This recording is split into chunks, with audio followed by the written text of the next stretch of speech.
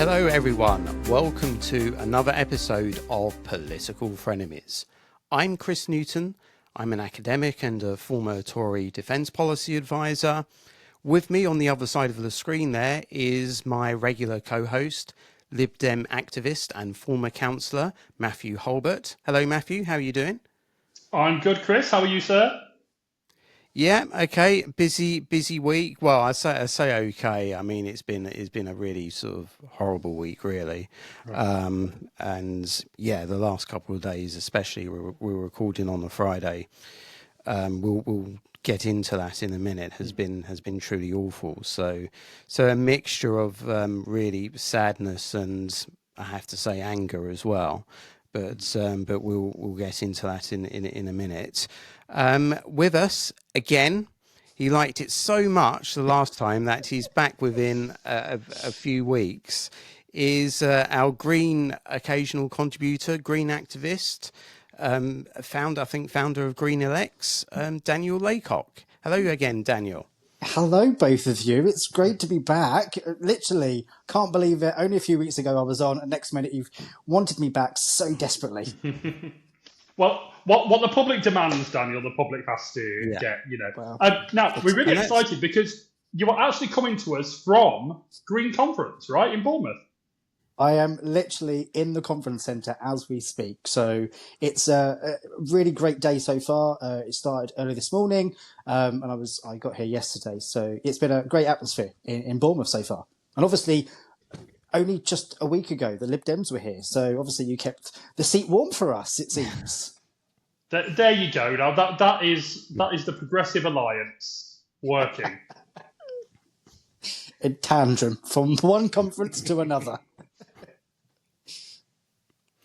And yes, as Daniel's here, we will get into the Green Conference, and he'll be able to report for us exactly what has gone on the first day of conference.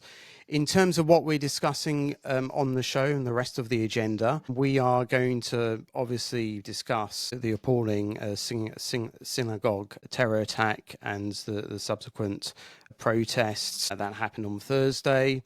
Then we'll be reviewing Labour conference. Then we'll be talking about Green conference. Then for some reason, Mathew wants to talk about the Lib Dem reshuffle. Quite and right. Mathew will also, and Mathew, exciting stuff. And also Mathew will be talking about the chapter in his in Iain Dale's book on just call it my by-election book. as well. You know, just call it my book. And as it's Conservative conference next week, we'll say one or two words about that as well. Who, sorry? Yeah, exactly. The Tories still exist. So, yeah, it's still there, still knocking around, apparently. Yeah. So, so that's what we're covering today. There's a lot to cover. So let's get started, shall we? Okay, so we have to start with some extremely serious news that has happened this week. On Thursday, there was a car and knife terror attack at the Heaton Park Synagogue in Manchester. Two men were killed. One of those was killed by a police gunshot. Three have been injured. The terror suspect was also shot dead. Later that day, pro-Palestine protesters held demonstrations in London, Manchester, Edinburgh and other places, which also witnessed scenes of violence and disorder. What I'd like to do is obviously separate the human side from the politics, because there is politics, there's quite a bit of political fallout from this. But I want to keep those two elements separate as much as possible. In terms of the human side, obviously, we offer our condolences to the families of those who have been killed and injured. This is absolutely appalling. This is disgraceful, and it's absolutely shameful that Jews in 2025 are being killed for being Jews, and that's is just absolutely heartbreaking and appalling. And I would also have to say that the protest afterwards, again, I think were really kind of were really disgraceful. Not really the thing that I think people should be doing on that day of all days. If anything should have taken place at Parliament Square, there should have been a vigil for the victims of the attack, and I just don't understand. And I do think the people who thought that was a good idea in terms of doing a protest and also carrying out acts of violence and blocking stations and so forth, take a long, good, hard look at yourself. I mean, what were you thinking? I mean, that's just that. I'm sorry, but that's just absolutely appalling. But there's also politics involved as well. There's been quite a bit of backlash. There's been, and I would agree with this, a lot of criticism of Labour's response, of especially allowing these protests to take place, both in terms of the government and the respective mayors.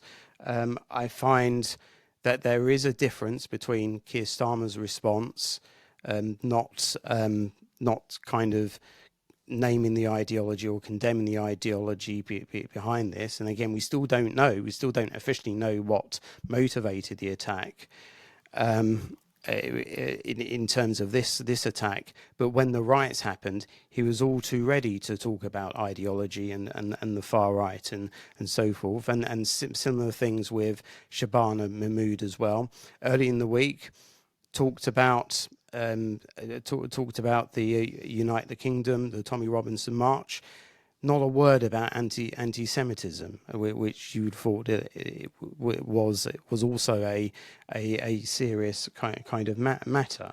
So and you also had scenes today of David Lammy being booed by an audience and the crowd shouting shame on you. So I do think there are sort of political implications. I do think that that there has been a lot of tolerance of anti-Semitism, especially on the pro-Palestine marches, and that there could both Labour and the Conservative governments could have done more to stamp down on that kind of open anti-Semitism in the streets. And I think that there has been an atmosphere of anti-Semitism which has got out of control. So those are my thoughts about it. I'll leave it to you to react to that and to offer your thoughts. Daniel, first of all, sort of your thoughts and whether you disagree with the political analysis behind it and the reaction. So I think, first of all, I'd absolutely agree with the condemnation of what happened outside on one of the holiest Jewish days in the calendar, that an atrocity like this, and it is being classed by the counterterrorism team that it is a terrorist attack. So we have to take that into reflection. Obviously, as you rightly pointed out, Chris, that this attack is still unknown as to the reasons behind it. So there's I don't think it helps debate, discussions around the act behind it until we know the full facts, because I don't think it's helpful in terms of looking at it from one angle. We need to view it in a step-by-step and a case-by-case basis in terms of why this really kind of took place. Is it on a religious aspect? Is it because it's on an anger aspect? Is it directed at Jewish people? It's really, I don't want to speculate myself because it's not helpful for anyone with an investigation still ongoing. But I think what is important, that we have to still remember that there are major divisions we're still seeing, and we have to find a way of coming together as a country to fight racism, whether it's anti-Semitism, whether it's hate against Muslims, etc., even Christianity as well, with Christians persecuted, etc. We can't hide from the fact that these things happen. So we have to have a dialogue where we work together to kind of root out those root causes.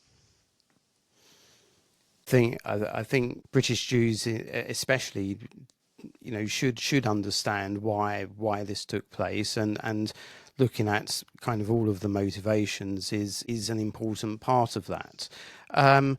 The one question I would have, and I'll throw this to Mathew as well, is yes, we do need to come together and we do need to be united, but it's very difficult at the moment if there is a perception out there that the government is responding to some atrocities and some sort of protests differently to others, and that's why you've seen sort of anger when David Lammy, for example, tried to come to the community today. So I think it's I don't know if Mathew would agree that that it's important for the government to be seen to be absolutely consistent here.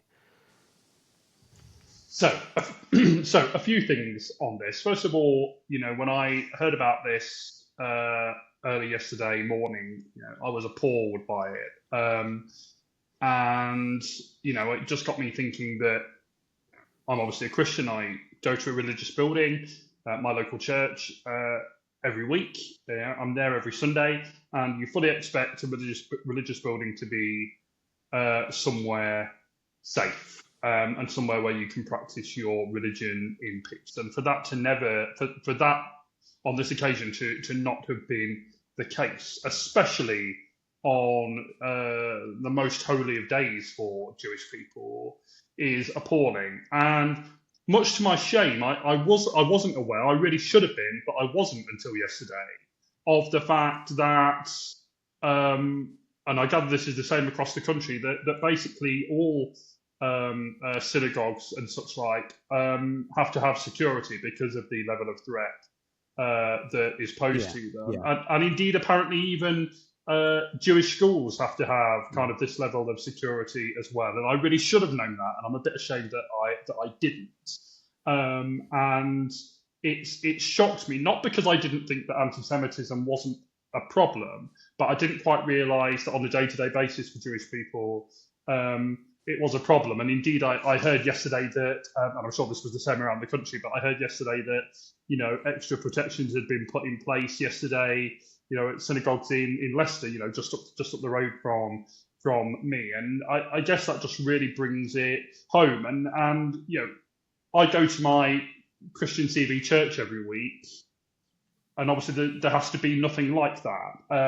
And so it just, really makes me think what Jewish people have to go through on a day-to-day basis just to practice their faith. Now, you two are both quite right to say that we shouldn't speculate on what led to this. We don't know. We simply don't know. We don't know if it was a religious motivation.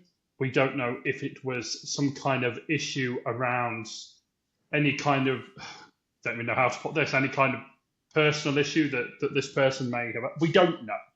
And it wouldn't be right for us to speculate. But whatever the reasoning was, this is absolutely appalling. It's led to the deaths of a number of people and the injuring of other people. And this is appalling. So there's that. Then you come on to the protests. Now, protests should never be violent, right? And I was appalled to see the violence that was happening in parts of the country last night. And I would go further. I'd say that it was pretty insensitive to have those protests yesterday. And I think it'd probably be pretty insensitive to have such protests this weekend. But also, I think we've got to realise how strongly people feel about what is happening in Gaza at the moment. And people feel very strongly about that because, so the trouble is, look, let's just be straight here, shall we? It's really difficult, especially after an attack like the one that took place yesterday, to then go on and try and make an effective point about what is happening in Gaza. Because the moment that you do, all sorts of incendiary words get thrown at you for even having the gall to raise that issue. But the trouble is, we don't want. It's so difficult to talk about this without finding yourself in trouble. Let's just be honest about that, right? It's just really difficult. But I think we should be able to, at one in the same time, utterly condemn what took place yesterday in Manchester. Say that the protests were pretty damn insensitive and certainly shouldn't have become violent. Probably say that there shouldn't be protests this weekend, but also say that what is happening in Gaza is disgraceful, and I would say is a genocide that the world is just watching take place.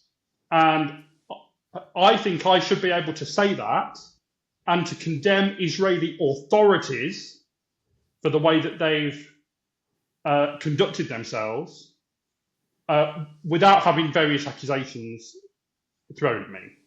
I hope I've put that in a way which people can at least accept. But the trouble, Chris, and I put this to you, is that especially after something like yesterday, if you then go on to raise points around Gaza, people get very hot under the collar. Yeah, I think the a way in which you're working through that, and we're on people shouldn't be surprised to expect that we're on different sides to this. I should say I believe very strongly that is not a genocide, and we're not going to go into all of that now, but I just want to put that on record, and I can always sort of put forward evidence to support that, but that's not the purpose of what we're discussing here today. Right. I would say that we should all be a bit more humble when we are discussing this issue. Even myself, as an academic in war studies, as someone who's a PhD in war studies, I often acknowledge my limitations in the sense that I'm not a regional specialist. I'm not on the ground in Israel or Gaza. There are just some things that I just, that I cannot sort of pronounce on. And I think non-specialists need to recognize that they're not specialists as well. Now, they're entitled to an opinion. We have free speech. But there should be respect for the fact that this is a highly technical specialist field, urban warfare, issues around the law of armed conflict, the issues of how to conduct a strategy which meets the objectives, but do so in an ethical and legal way. The difficulties. And you think Israel has done that? Do you? I think what they have done is within the realms of the law of armed conflict, as I understand it, and again, it's very sort of technical. That doesn't mean that I don't have concerns about what's happening with civilians on the ground. There are concerns with food distribution, especially. It's not that there's a lack of food. The problem is the distribution, and a lot of that is due to the fact that Hamas hoards it. But again, we're getting sort of well deep into the subject, into the conflict. But I do think if you're non-specialist and you're talking about war crimes and so forth, or if you're using sort of data which is Hamas data, which everybody knows, just acknowledge the limitations there. The limitations. I agree, but then equally, you say we shouldn't rely on Hamas figures, but then Israel won't allow journalists. Overseas journalists in to see what is taking place. And I'm afraid you can't have it both ways. You can't say that we shouldn't rely on figures released by Hamas, and you may be right about that. But then we can't have independent verification of what is taking place because Israel won't allow journalists in. And why won't they? Yeah, so I'd like to bring Daniel in because we don't want him to. Yeah. No, I should say they have. I mean, they have let some people, and now you would say that it's not good enough, and so forth. There is a point there, but at the same time, if they let journalists in and they start getting caught up in the crossfire, then they'll be criticised for that as well. So again, they can't win both ways either in that sense as well. So that's what I would say to that. But Daniel, any thoughts there about what we're saying? So a couple of points. I would agree with Mathew. The Greens have been very consistent to say that what's happening in Gaza is a genocide. That's a matter of fact. For us and also for the Lib Dems, we've all been very forward on that regard of what's taken place, but also on the point around journalists that Mathew brought up. BBC, CNN, Sky cannot get in to Gaza. It is Palestinian journalists inside Gaza who are having to report and are also being killed by the IDF. So we have to ensure that for us to know what's physically going on, we have to have journalists on the ground. And it can't just be Palestinians, but obviously they provide that intel story on the ground itself. But you want news organisations like Sky, like CNN, the BBC to go in and actually report on it themselves too. And they've been calling for that for months and for the last couple of years to say that we want to go into Gaza because we want to actually see what is happening, and they're being refused. So the case, what Matt highlighted is completely correct, that they have to allow journalists in so we know the full story, because otherwise it's only just coming from the Palestinians and they're being shot because of it. And I get your point, Chris, in terms of if they allow journalists, then obviously there'll be crossfire, but they do that anyway in any war that happens around the world. If we look at what's happened in Iraq, they were in Iraq. If they went into Afghanistan, they were in Afghanistan, reporting on what was happening on the ground. So we have to, Israel government have to allow the journalists, whether they international or regionally, allowed into Gaza to know what physically is happening, because the only way we're getting reports is via Palestinian journalists. I mean, I do. So, yeah. Go ahead. Go.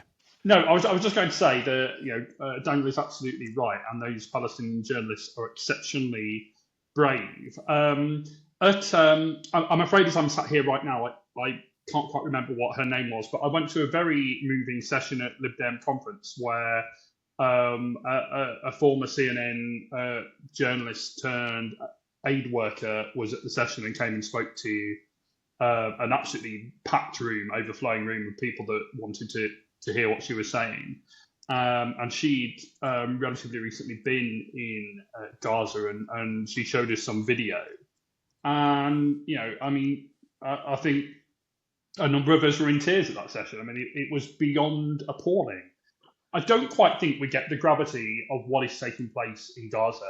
I mean, I think, people are right in saying, when they say that, it's all right declaring that Palestine is or should be a state, but there's very little left state to be declared a state.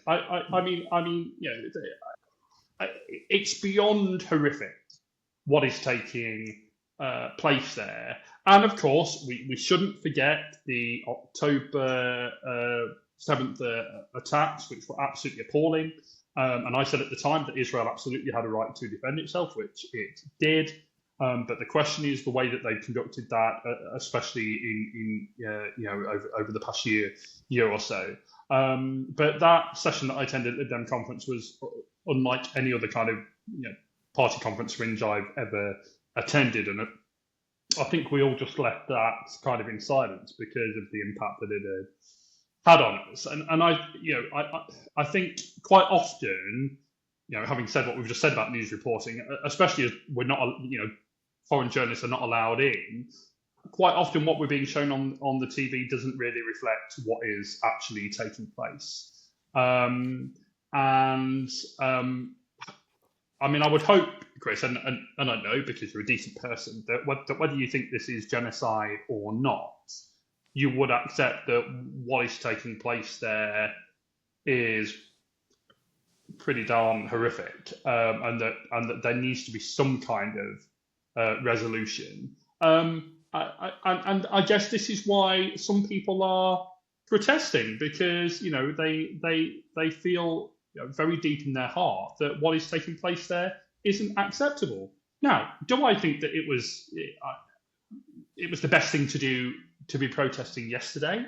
No, I don't really, given what had happened. Do I think it's probably the best thing to be doing to be protesting this weekend? No, I guess I don't. But do I think that people have a right to protest what is taking place in Gaza in general? Yeah, I absolutely do think that. Yeah, to answer your question, well, it's war, and all war is horrific. I do think, again, you can say the situation on the ground is horrendous, but also you need to recognise the challenge that the IDF is facing. Urban warfare, the most difficult, complex operation that anyone can face, and an enemy that has built an elaborate underground structure. That adds another layer of complexity, plus the fact that they're fighting, they're deliberately using human shields. Chris, can I just challenge you on that point? And you'll know. So I'm just asking the question because you'll know more than me on this. But that journalist that I was talking about at Lib Dem conference said in the Q&A that actually, in any meaningful sense, there's very little of Hamas left. So, I mean, again, it can't quite be had both ways, can it? There's either very little of Hamas left, in which case, who is the enemy now that Israel is claiming to be fighting, or that, they are still a threat, in which case some people might well say fair enough. But according to her, who's been on the ground in Gaza, there's very little Hamas left, she says. Yeah, I mean, the combat power of Hamas has been degraded. There's still a core in places of Gaza City, which is kind of a bit, a big base, and that's what the Israelis now want to get at with the new operation with Gideon the Chariot 2. But it's still difficult.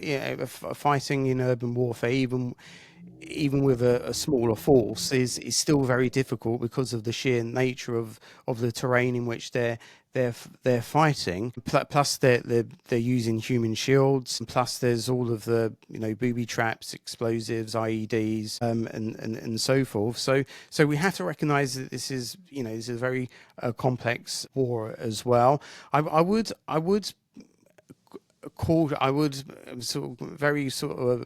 urge caution with regards to genocide, and I know that various bodies have said it, but it does upset a lot of people, a lot of Jewish people as well, and I would urge a degree of sensitivity there. What is happening in Gaza upsets a lot of people, Chris. Yeah, but again, it's using these concepts with precision. I've read the 1948 convention, and I know how to apply it, and I don't agree with those. We should also point out as well, Chris, that whatever the government may be saying, it is now official Labour policy, as voted for by its conference this week, that what is happening in Gaza is genocide. I disagree. I disagree with that. Their official legal advice didn't agree with that in terms of the government. But again, I think if you're going to use concepts and terms, you have to use them with precision, and to do it in a rational, sort of academic way as possible. What I do object to is people sort of flinging around terms like a war crime, like I have people sort of saying on Twitter that just because Israel bombed a hospital, that's a war crime. No, you can bomb a hospital if it's being used for a military purpose and providing that they've conducted all the reasonable measures to ensure that civilians are out of harm's way. So again, it's kind of making sure that we use these terms in a precise way, so that it doesn't stoke emotion, it doesn't stoke sort of an atmosphere of where people are fearful. What do you make? And I'll come to Daniel in a second. What do you make, Chris, of what we've seen over the past week? There's been so much news this week that you almost forget what's happened. But what we've seen over the past week or so with Donald Trump's announcement with Benjamin Netanyahu in regards to the proposed peace deal. I mean, lots of the commentary that I've heard this week has said that the way that it's precisely been framed is a way which they know full well won't be acceptable to Hamas, and that it's been framed precisely in that way, so that there's then cover for whatever the Israeli administration then wants to do in Gaza. Well, I mean, you either want the war to stop or not. You either want, whatever you want to describe it, to stop or not. And Hamas doesn't really have a lot of cards to play at the moment. So this plan offers the remaining fighters a way out, and a way to stop the killing and to stop the suffering. And again, there's this contradiction. Like, the same people who've been protesting ceasefire now, and now all of a sudden, oh, not now. Well, we've got a plan. The Arab countries have agreed to it. Then that is, the Hamas don't have really any other options apart from that and to fight. You can't have it both ways. Well, true, but let's also not forget that there's a political reality in Israel as well, which is that Benjamin Netanyahu's government is not exactly what you'd call a very particularly unified one. It kind of hangs by a thread, and it's reliant on a number of far-right ministers, some of whom have said the most appalling things about the people of Palestine. And so, there's a realpolitik that Benjamin Netanyahu has to, exist within, as well. And I mean, you can debate whether Benjamin Netanyahu has kind of been playing Donald Trump or not. That's for others to consider. I mean, Daniel, perhaps finally on this. I mean, as I said at the beginning, I think it's so difficult to discuss this issue. And in a sense, I knew we had to talk about it this week, given what happened yesterday. But was I particularly looking forward to it? No, I wasn't, because the level. I don't mean amongst the three of us, but people who may be tuning in. The level can go up to 100 straight away, and all sorts of things can be said. But I felt we had to talk about it. But I mean, that's the trouble with this issue, though, isn't it, Daniel? Is that, in a sense, you feel like you can't talk about it. No, I think we can talk about it, but we have to be conscious on what language and tone we use as well, because that's really important. So we can be critical of the Israeli government, but also be supportive of the Jewish community who has basically had a terrorist attack happen in Manchester. So, but we have to also realise that there are hate crimes around Jewish people, but also Muslim people as well. So talking about what happened in Manchester can also be separated. And yeah, I probably would agree that I think the insensitivity around having a protest straight after a terrorist attack is probably not the greatest thing to do, because you'd want some reflection at least. So I would probably kind of agree that having protests straight after isn't the best thing to do. But I think for us to discuss it, it means we can have that dialogue. We can talk about this thing, because at the end of the day, what's going on in Gaza, what happened in Manchester, they're realities. So we have to talk about them. If we don't, then we let hate and fear kind of revel forward. So, and I think we can all agree that. And Daniel, you're at Green Conference, and I saw a clip of Zach Palansky's comments, in front of conference today, and I mean, no doubt Chris probably wouldn't agree with him, but I did agree with the clip that I saw when he talked about this issue and said, and we should point out as well that Zach Polanski is, a Jewish guy from Manchester, and so he knows about what he speaks, but also being clear that you can, of course, you can, as a decent human being, do both things: condemn the attacks yesterday, which were appalling, but also be very condemnatory of the actions of Israeli authorities in Gaza, and we should never get into a position whereby you feel you can't do the latter, because I see the trouble is, even now I'm thinking that it's insensitive to raise that, and so this is the difficulty, right? That you get into, because even internally in my own mind, I'm saying, am I being insensitive by raising it? But I don't think I am. I think you can do both. I think you can be absolutely shocked and horrified by what took place yesterday, and say that absolutely Jewish people have a right to be safe all the time, and especially in their places of worship. Whilst also, and again, a point that I was going to make earlier on, which is that Israel is a democracy, and a number of people in Israel are equally as condemnatory of the actions of their government. They're like any other democracy. They'll have people who support the government and people who don't. But from a Green perspective, I mean, did you appreciate what was said by Zach Polanski today?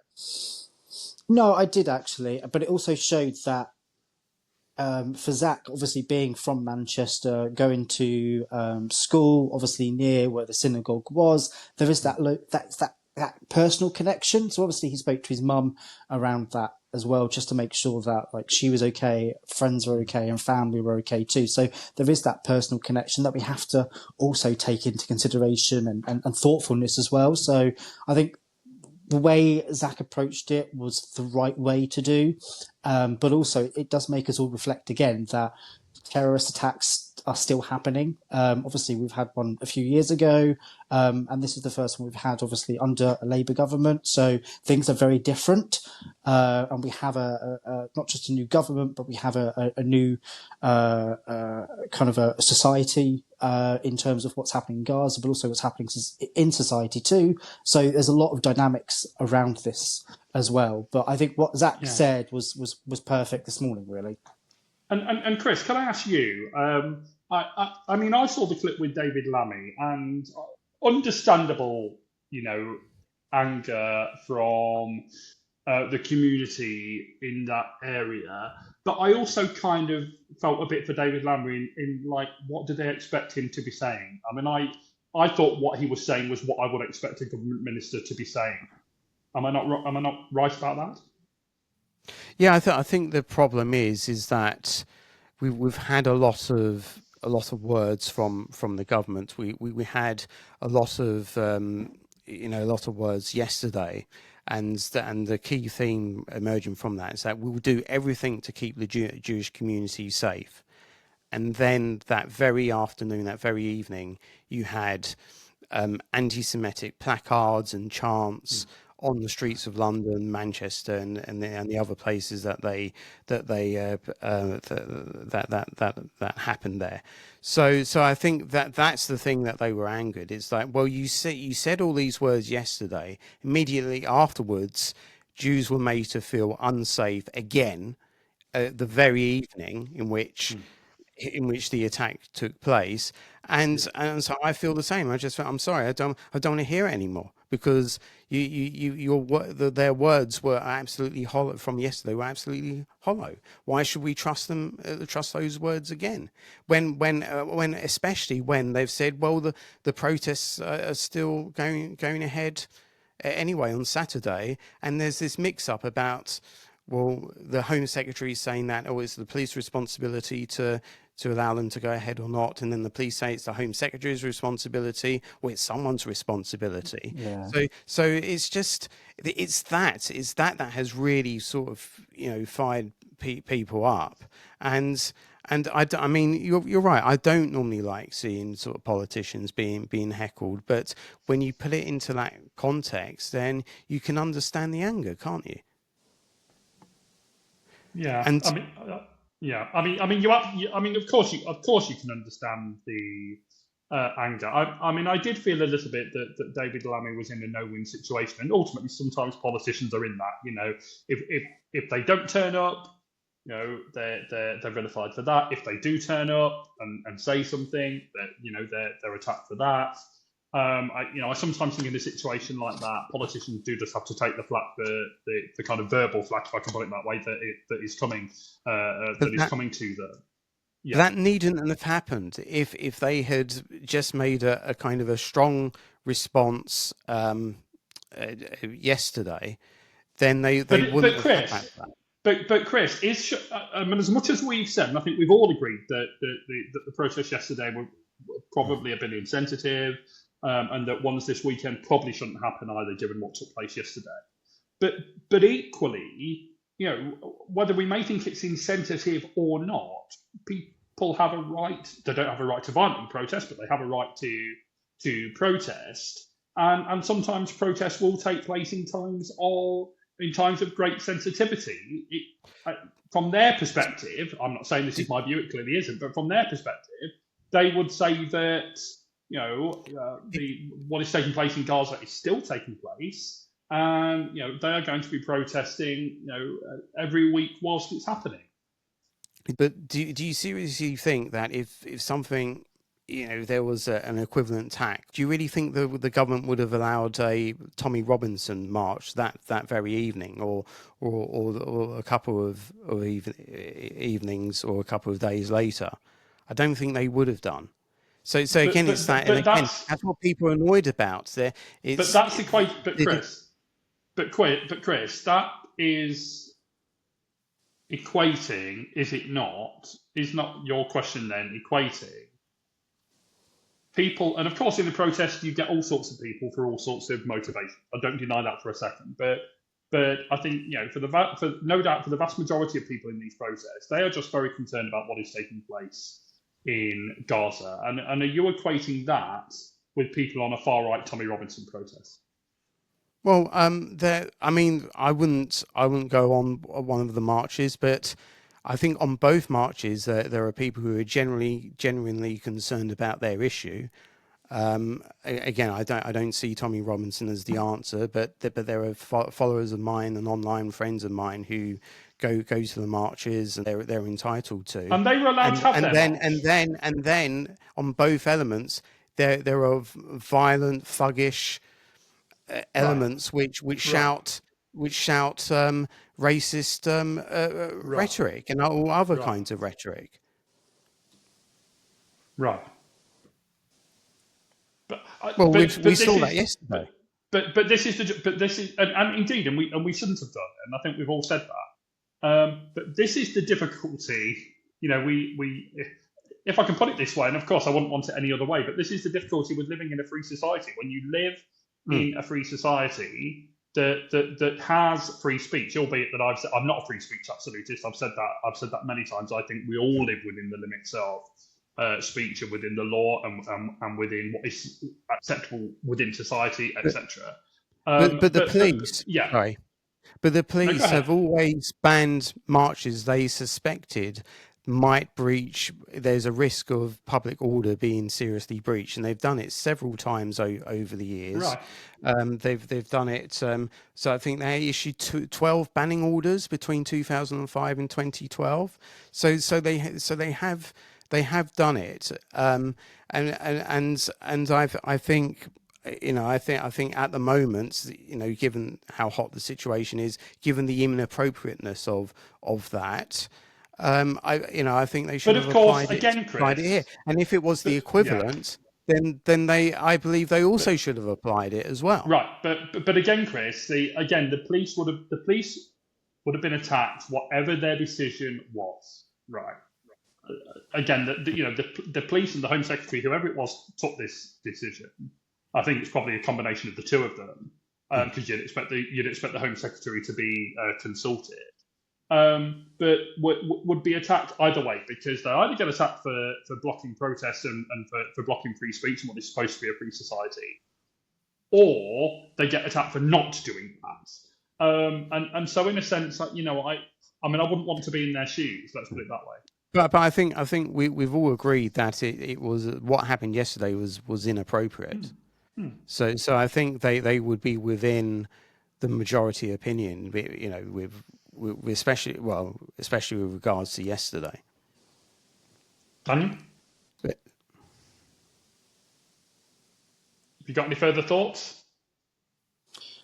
I think what we've got to remember is what's happening across the country is major division that we've not seen in any regard for quite a long time. And I think what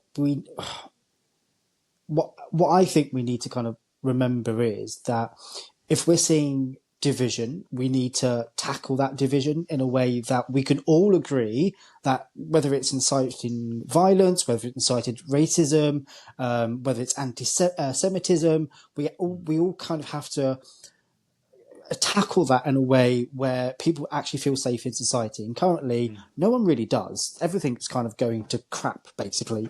I would use stronger words, but everything is. So I think what we have to realise is that if we don't work together to create a better society, we're going to see more and more divisions. And I think that's the only way we're going to have to work through this, is coming together. Whether we disagree or agree on certain aspects, there needs to be consensus, because if we don't, things are just going to get out of hand too fast. And like we saw last summer as well, and into this summer too, we've had so much division and hatred. It's like I don't recognise the country anymore that I value, that I love, but we're now moving into a society that is just full of hate regardless. So something's going to break eventually, and I don't want to see it come to that. I think that's right. And I also think that, look, you know, the whole purpose of this very podcast, and the reason that we call it Political Frenemies, is, you know, because, you know, especially in regards to, you know, to me and Chris who started it, that you know, we disagree on almost everything, actually. You know, we really do have very different political outlooks, and yet we're very, very good friends. And, you know, Chris is a dear friend. I hope that for all his knocking of me on social media, that he would say the same of me too. And you know, the whole thing is that we have these discussions on this podcast. We agree where we can, and we disagree where we have to. But we remain friends, and I just wish, and you know, I know Chris will agree with this, that I just wish there was more of this, you know, more widely too. But the trouble is, especially on something like, you know, what's happening in Gaza, is that you know, what, I don't want to put it quite like this, but I guess I'm going to have to, is that whatever side you're on, you know, people feel these things very, very strongly. And when people feel things very strongly, sometimes, sadly, that leads to them acting in a way that really they shouldn't. But on this podcast, we, you know, debate things very robustly, and then, you know, we remain friends and go for a verbal or virtual kind of pint down the pub, so to speak. So, although for me and Chris, normally it's a good coffee, right, Chris? yeah, and for me as well. We're not massive drinkers, are we? But although we meet during the middle of the day, so maybe maybe. But yeah. But I have to say I agree with that. But the next item might test all of that. Because we're going to discuss the Labour Party conference. We're going to try and whiz through the kind of the next items now, because rightfully I think we spent a lot of time on that, given the severity of that. But we've had Labour Party conference this week, a bit light on it in terms of policy. You know, there was something on sort of, was it getting 2/3 to either go to university or to have a gold standard apprenticeship? Just one or two policies. But of course, the theme of the conference was this sort of relentless attack on Nigel Farage. This weird attack where they said, oh, the policy, the immigration indefinite remain to relieve policy, to leave policy is racist, but Nigel isn't racist, but the implication that he is. And there was a lot of strong language, including, again, David Lammy comes up again, sort of bizarre attack and saying that Farage sort of flirted with the Hitler Youth. Farage was born in 1964, by the way. But given what we've just said, I think okay, you can't draw obviously a direct line between sort of there and the later on in the week, but they did whip people up into. I think they have whipped people up roll people up one way or the other, whether you're on the left or the right, to the point where now everyone's just exploding and they're just angry. And has this tactic, which actually Ed Davey started, I have to say, has it all completely backfired now? Is this, you know? In what way did Ed Davey? Came back on them on the streets today with regards to Lamia's speech. In what way did Ed Davey start it? Well, he started it by saying that Farage was it a threat to democracy or something like that? He started with the attacks on Farage, didn't he? So at his conference. Yeah, but Chris, come on, mate. What you seem to be suggesting is that no one should be critical of Nigel Farage or reform. Well, that's politics. I'm not saying that. I'm saying about sort of rhetoric and using very, very extreme language. I can't remember a time where Labour used the R word against Farage, and yes, attack the policy, criticise the policy, but everybody knows, especially in the context of the Charlie Kirk assassination, and there are certain buzzwords that we know trigger people. But I think perhaps the politicians should have been a little bit more careful. Yes, by all means, if you disagree with a policy, say you vigorously disagree with a policy, but if you start using kind of words that people know will really roll people up, I think you're playing with fire there. And I don't disagree, and we all should be, moderate in our language wherever possible. But equally, Chris, I'd say that to Nigel Farage. I've not got a list in front of me, but I could no doubt Google a list of some of his comments and see what you thought about them. But this is what it seems to be on the right. On the right, it seems to be that they're allowed their free speech. They can say what they want about minorities and whoever the heck else. They can give it. Where did I say that? They can give it. I'm not about the right in general. They can give it, but they can't take it. Nigel Farage was and Richard Tice were going on the airwaves saying that Keir Starmer had said things that if you actually go back and listen to what actual words said, he hadn't said. And so they're trying to use it for their own advantage, as you say, they may well would want to do. But let's just base ourselves in actual reality. I happen to agree with Keir Starmer that I couldn't believe what was coming out of Nigel Farage's mouth. I didn't think that even he would ever go this far to say that people who are legally here, who have indefinite right to remain under his law, are going to be shipped off. If that's not the R word, Chris, what is it? We discussed that last week, and I have to admit, what we said was that we're pretty sort of confused about the policy. When it actually applies, does it apply to 2020? I think if you apply it to 2020, then of course the case is that was a Boris wave, and so forth. And there's no racial basis behind that, because was it 2023? That was like the highest level of net migration.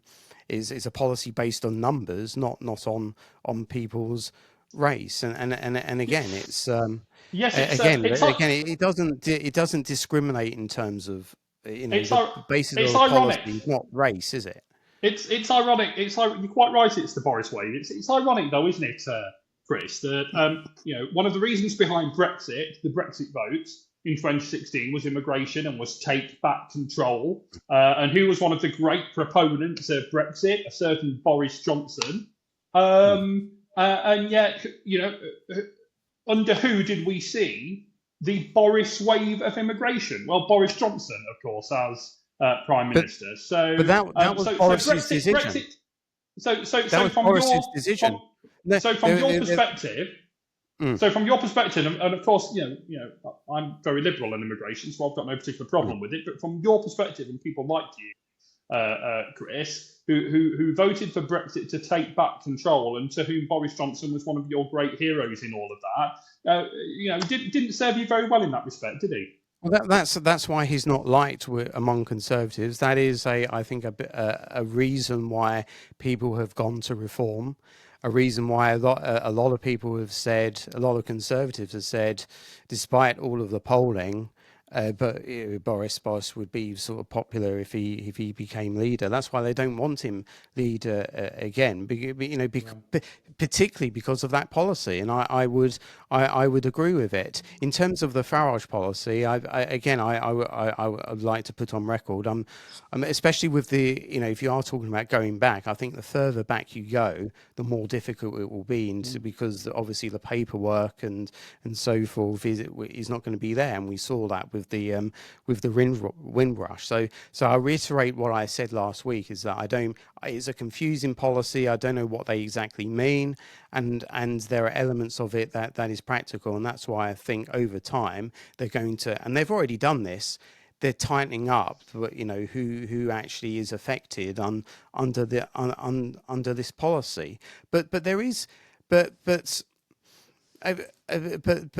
have been other sort of words and rhetoric words used. I mean, last week Starmer used the word enemy. I mean, that is a word that you would normally reserve for people like Putin or Al Qaeda or Bin Laden or people like that. We don't normally talk about enemies in a domestic political context. We talk about competitors. We talk about opponents. I think even if we don't agree on the racist thing, I'm surely we can agree on that. But it was really interesting. I'd like to get Daniel's thoughts on this too, especially from his perch at Green Conference at the moment. I thought it was really a really interesting week for Labour and for Starmer. I mean, you're right that there wasn't really much policy, particularly that came out of the conference, but it was clearly about the framing of Labour now. I think the great unspoken thing was that they'd had a pretty damn dreadful year. Of course, they had, and they were trying to clearly frame the next period as, and to a certain extent, the Lib Dems had done this under Ed Davey too. There's two, and actually, I think this is correct, that there are now two competing visions for the future of Britain. One of them is the Farage, anti-immigration,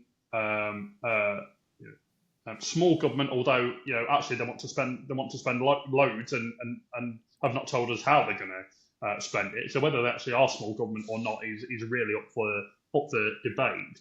And this kind of vision of wanting to take us back to some 1950s idyll that never actually really existed. And obviously that's my interpretation of what they want to do. I'm sure they perhaps say different, but up against an in quotes progressive, and I mean I have my doubts about whether Labour are a progressive party or not, but a kind of Labour Lib Dem perhaps Green vision of Britain, which is much more open, much more kind of tolerant, much more diverse.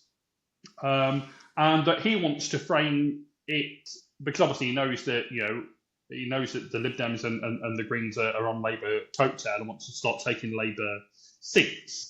He wants to put Labour at the forefront of that battle, that battle for the soul of the country, as I think he put it. And I think from that perspective, it was. We have no Labour person here, so I kind of feel like I should speak a bit in Labour's defence. I think he probably achieved that this week, certainly for his members. Now, whether it gets out, it's like any conference. It's like I said about Lib Dem conference. How much goes beyond the conference hall to people living their lives who probably get to see a clip on their phone or a clip on the evening news. I think that's debatable. But I think Labour members, from what I gather, went home happier than they arrived. And probably for Keir Starmer, that's a win, actually. So I think there's several elements here. So one, I think with what Labour's doing, I think they're going into the hands of Nigel Farage. I don't think that's helpful because that actually plays into reform and it helps them from a political aspect. So I don't think that's going to work, and that's going to backfire. I can guarantee you that, especially with the local elections coming up next year. The other side to this as well is Farage has said that he wants to have mass deportations. He wants to have definite leave to remain gone. You have to have £60,000 to work here. So with the cost of living crisis, if anybody can afford £60,000 to come to work to the UK, then good luck to them. But that's not going to help society as a whole. So if you're going to have mass deportations, very much Trumpyism, like I would say around that, we're not going to really have much in terms of people working in hospitality in the NHS, working in the care sector. So it's very backward thinking, and I think it will probably backfire on Farage. But obviously he's very, this is what we're going to do. Oh, no, I didn't mean that. I meant something completely different. So it's very flippy-floppy with Farage, but it's also exactly the same with Starmer as well. Very flippy floppy. Whether it's winter fuel payments, we're going to get rid of it. Oh no, we're going to keep it now. Whether it's PIP, we're going to change it and make it really hard for a load of people. Oh no, we're going to keep it now. So it's so flippy floppy they can't make a decision because they're going after this whole mirage of we're going to do all this great thing, but actually we're not because we can't afford it because I don't know, Liz Truss decided to ruin the economy for a start, but we won't go down that road right now. But other elements where we're not going to tax the rich to 1% of over £10 million on assets. So it's all those aspects that we're not concentrating on, and we're just having this kind of two-way fight between Reform and Labour. And then I'm going to be honest, Matthew, I think even it doesn't help the Lib Dems. We're going to beat Farage. Well, you've only beat the Conservatives in the last election, so how are you going to do that with this one? I'm not sure, because both the Labour and the Lib Dems are going, let's wave loads of flags. I know, Matthew, you said on Twitter that, I'm not doing this. I'm not around, so I didn't do I'm it. glad.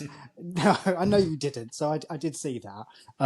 But it's a bit weird. It's let's be really patriotic. It's you can be patriotic with cleaning up your street. I don't know, go and help your neighbour. That's all patriotic. You don't need a flag to do stuff like that. But Daniel, can I just say, I absolutely agree with you, and it's the point that I made, I think in my Lib Dem Voice column last week, that the way I see, and me and Chris have talked about this, until we kind of tired of talking about it, but the way I see, the way I see patriotism is actually in fighting to make things better in your country. That's the way I view patriotism. I don't see the necessity. I don't mind if it's around a football tournament or something like that. I don't personally going for it, but I've no problem with it. The whole flag waving thing and all of that. It doesn't resonate with me. For me, the way that I show so I would say that I am patriotic. The way I show my patriotism is by fighting to make things better in the country. And I've told Tim Farron, he vehemently disagrees with me on it, as of course he would, but I've told him that that was one of the most kind of cringe-inducing things that I've ever been physically present at. I didn't like it at all, and I've had many Lib Dems, many, it has to be said, who actually weren't at the conference, but who said that that had they been there, they'd have walked out. I didn't quite do that. Actually, physically, it would have been difficult because I was quite far down a row. Whether if I was at the end of the row, I might have considered doing that. I don't know, but I just don't think it was a very Lib Dem thing to be doing. But I know that Chris has different thoughts on that. A couple of more things on the conference. Yeah, so I would agree with some of that in the sense that it looks cringe if it looks fake and it looks like you really don't really want to be doing it. I think it was being forced as well. Yeah. It's let's do this. It's you don't need to do that. You're at a conference. You're trying to implement policies to make things better in the country, not wave a flag. It's really weird. I entirely agree. Just on a couple of other things before we leave Labour conference. So Andy Burnham, what on earth, right, was going on? Because this is my issue with Andy Burnham, and I think it's the issue for a lot of Labour members. I agree with much of what he says. He's a soft left person. I agree.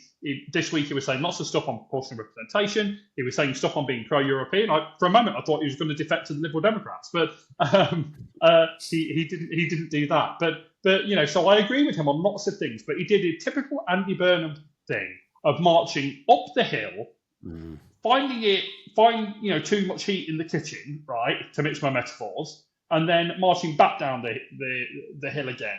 I don't think you can do this. You have either, you can't whisper behind your hand to journalists and say, I'm intending on going back into Parliament and I'm going to challenge Keir Starmer, and then kind of say, what, me? No, not at all. Keir Starmer's the best person for the job. I'm really committed to Manchester. I mean, give me a break. I think any hope that he had is shot after this week. Yeah, he's tried. No, I was just going to say he's tried before, because obviously he was in the leadership election in 2015 and he didn't even get anywhere then. Couldn't beat Corbyn. He couldn't even beat Jeremy Corbyn, which is astonishing, really, if you now look back at it. But then if you kind of see this whole plethora around Andy Burnham when he actually said, loads of Labour MPs want me to challenge Keir Starmer. It's like, well, if you're going to challenge him, do it. Don't just say, I'm going to do it, and then say, oh, no, I'm here to support the Labour Party. It's like, well, you're doing a U-turn again, aren't you? You're very similar to Keir Starmer, aren't you? You're doing a U-turn. You can't make up your own mind. That is another trouble with Andy Burnham. Is that he was a Blairite under Blair, he was a Brownite under Brown, he was a Corbynite under Corbyn. It just astonishes me. And so, I think in that sense, Keir Starmer came out of the conference strengthened a bit by the fact that the main person that was said to be going to potentially challenge him had an even worse week than Starmer had. Starmer had on the kind of few weeks that he's been having, he actually had a pretty good week this week. And so I think Andy Burnham has just done himself no favours at all. And just something else that I wanted to raise, and I don't think this got much coverage in the media this week, but was certainly going big on social media. And that was Labour conference, and ultimately I think this has to be a decision of Labour NEC, so like the Labour leadership, banning a number of rescinding the conference passes of a number of left-wing critics of this government, the highest profile being Owen Jones, but also relatively moderate kind of soft left people like Mathew Hulbert. Now, we don't know what we don't know in that sense. That both of these things said that there'd been some kind of safeguarding complaint made, but and I saw tweets I think from Mathew Hulbert today saying that he's asked for details of this, and surely that should be his. Surely if an alleged accusation is made, surely you should get to know some detail about that so that you can then defend yourself.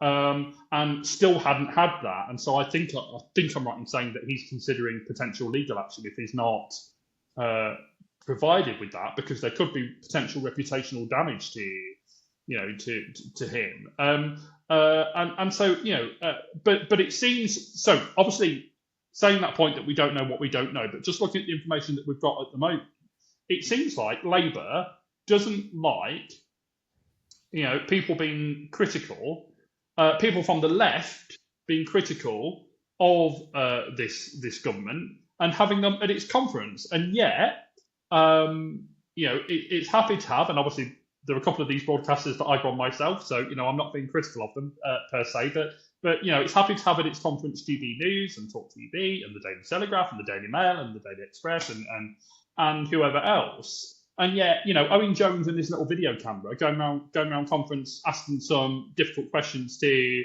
Labour ministers, not acceptable. Mathew Hulbert, who said that he hadn't even done any media, he was there actually to speak on a panel, and that he'd been praised by on that panel by Jonathan Ashworth for talking about his time, Mathew Hulbert, when he was homeless. Suddenly finding out that there's been this safeguarding concern and we're taking your pass away. It all seems, Chris, very I don't know, very difficult to defend going on what we know at the moment. The Labour Party censoring people. I mean, I'm totally shocked. I mean, it's not of them to be associated with any of that kind of behaviour. Not at all. It's very strange, isn't it? And yeah, so I mean, I don't understand it. I don't really understand the reasoning behind it, especially someone like Mathew Hulbert, who's not, he's not Owen Very Jones, put moderate. it that way. So I'm just, and it just shows the nature of the people in charge of that party, and if that's how they treat their own members, then that's an indication of how they treat everybody else. Well, I don't think Owen Jones is a member anymore, but I think Mathew Hulbert is. Daniel? Okay, fair enough. Yeah, no, I was just going to say that. Yeah, Owen Jones cancelled his membership several years ago. He's in the last general election, he was very supportive of independent candidates and the Greens, and he campaigned in like Bristol and in Herefordshire, North Herefordshire, should I add, get the right constituency, and in Waverley Valley and in Brighton. So he's not associated with a party per se, but the other point as well around this rescinding of journalists' accreditation at a Labour conference is it wasn't just Owen Jones and Mathew Hulbert, even Novara Media. Obviously, other media organisations are available, but they were also had their accreditation rescinded too, which is like, it's quite interesting how, as you rightly said, Matthew, that they're fine to keep GB News and Talk TV and Daily Telegraph, etc., there, and even the BBC allowed to stay at Labour conference, but those three were basically said, yeah, goodbye, there's a door, which I find really, one, concerning as to why would you do that? The reasons behind it, safety concerns, interviewing people, isn't that a democratic thing to do, is to challenge people, is to scrutinise them, isn't that accountability as well? So it does bewilder my mind, and we should be quite concerned if Labour are starting to do that now. Well, as well, Daniel, I mean, if you actually watch Owen Jones's, the film that he produced before they rescinded his pass, I mean, is it nice to be doorstepped in that way for Labour ministers? No, I'm sure it isn't nice for them. It's not a nice, lovely interview setting where they're nicely sat down and everything's lovely and they've had the makeup done. Yeah, I appreciate it's not that. But Owen Jones was robust but not impolite, is the way that I would couch it. And some of the accusations made against him, like from Emily Thornberry, that he was only kind of chasing after women. Well, that's, if you watch the film, you see that isn't the case. But the BBC do that anyway, and so does Sky News. So absolutely. It's a bit strange how Owen Jones isn't allowed to do it, but everyone else is. It's a bit contradictory. Yeah, absolutely, Daniel. And I think it'll be interesting to see if, and I don't know if Owen Jones is going to bother doing this, but certainly in terms of Mathew Hulbert, if they do pursue this, and in many respects, I think that certainly Mathew Hulbert probably should, because the trouble now is, because of how vague they've been, he now has this, and I mean, it's not about any kind of criminal offence thing. It's just about the rescinding of a conference pass. But nonetheless, there is potential reputational damage to him because of how vague they've been. And so I hope he does pursue it. And I hope Labour has to, if they've got an accusation to make against him, let them blooming well make it, right? And let him be able to defend himself. So I'm really interested to see how that happens. But yeah, I agree with both of you. I think it looks bad, and it looks as if Labour is perfectly willing to, accommodate, its critics from the right, but are not prepared to accommodate its critics from the left. And I don't think that looks good for it at all. No. Just to point out as well that we haven't rescinded anyoyone's passes here at Green Party Conference, so just to make that abundantly clear, and it's on the record. I should just say quickly, Chris, that I should just say, Daniel, that I contacted a lovely gentleman called Nick DaCosta, who is chair of the Lib Dem Federal Conference Committee. And I said to him, half in jest, but also, look, I mean, look at it from my perspective, right? I'm on the left of the Lib Dems. I'm very critical about the party, although, as I always say, it's because I want the party to be doing better, to be at its best. But I'm very critical of the party. I'm very critical of its present leader when I feel it's necessary. I go on national broadcasters and say this stuff without fear or favour. So I'm not that different, right, in the Lib Dem terms to kind of Mathew Hulbert or to Owen Jones in that sense. And so I said to him, look, I very much hope that Lib Dem conference would not do this, and he said that they certainly wouldn't on that basis. That I said to him, well, it would be pretty damn illiberal, wouldn't it? But yeah, so one of the Tory, I mean, it's interesting, isn't it, actually, Chris, that Owen Jones also goes each year to Tory conference, and so it'll be interesting to see if they make a point of of having him there at Tory conference this year. Yeah, well, they probably will. I didn't know that, actually. I don't. I think when I went, he was, well, I suppose he was an established columnist there. I was about to use the other word, but yeah, we'll have to see about that. I mean, they have invited quite a few sort of people you'd not expect. Alistair Campbell was there one year. I think he was doing sort of charity work. Nigel Farage as well. So interesting. So can I just ask, who do we think came out best from Labour conference this week? I mean, I think from his perspective, given some of the weeks he's had, Keir Starmer had not a bad week.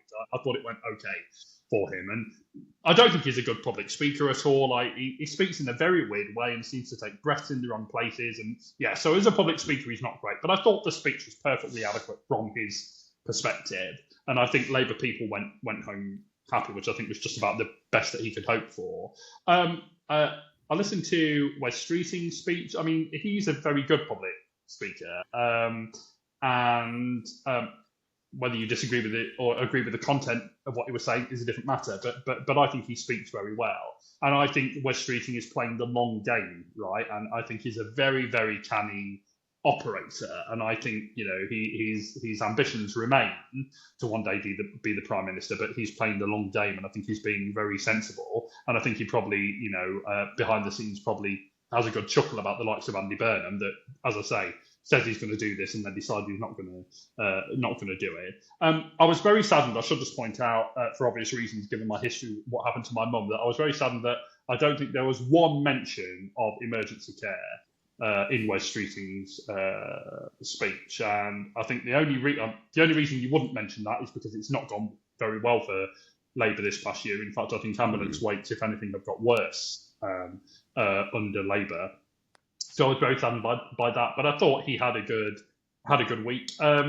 Rachel Reeves, I mean, again, I don't mean this to be very personal, but I just can't stand listening to her. I just think she has her way of speaking just drives me slightly insane.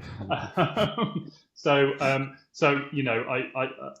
don't know much about that, but I mean, Chris, what did you think? One other observation, Shabana Mahmood's speech. Right. I thought actually there were 2/3 of that could have been said by a Conservative Home Secretary, which was very interesting. But the first third was, in my opinion, was awful.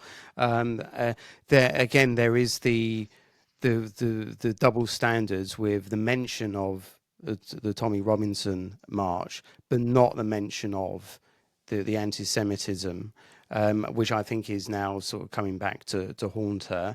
And I said last week that she's a potential sort of leadership candidate. I think she's blown it this week. I think she's blown it with her handling of the attack. So, but her speech was interesting though. It was a bit of a mixed bag, but it was. Yeah, she's a very interesting character.